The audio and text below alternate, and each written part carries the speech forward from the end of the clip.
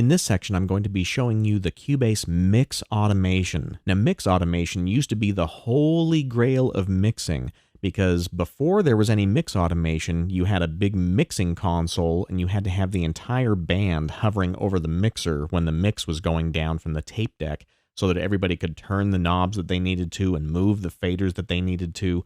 And then after an hour, you'd end up with a mix where everybody actually moved their fader or knobs at the right time.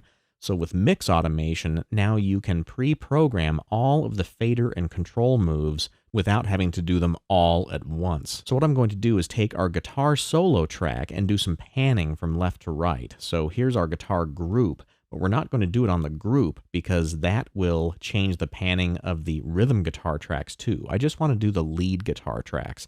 So let's scroll over here, and these are our solo tracks right here. And they're already linked together because we did that in a previous tutorial, but now we need to modify the link settings so that the pan control is also linked between the two channels.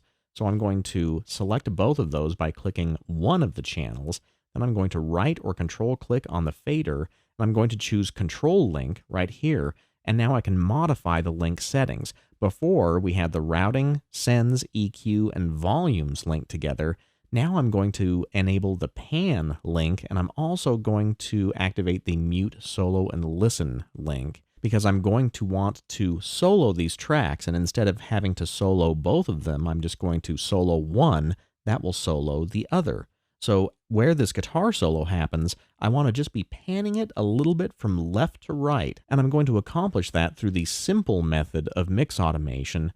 You'll notice that on these channels, if you come down here, every single channel has an R button and a W button. The R button is the read automation enable, and the W button is the write automation enable. So if you already have automation on a track and you want to enable it, you'd turn on the read.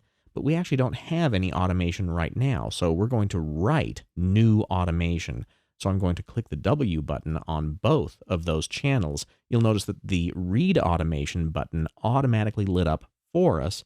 And now, during the playback of this project, I'm going to move the pan controls on either of those channels because they're linked together, so you won't have to do this on both of those channels.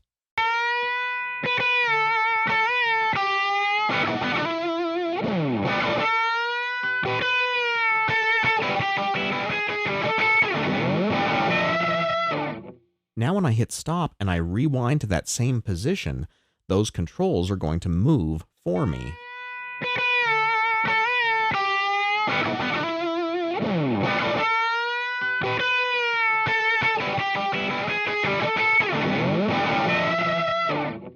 So that's the simple method for applying mix automation. All you have to do is find the read and write automation buttons, and those are all over the place inside of Cubase.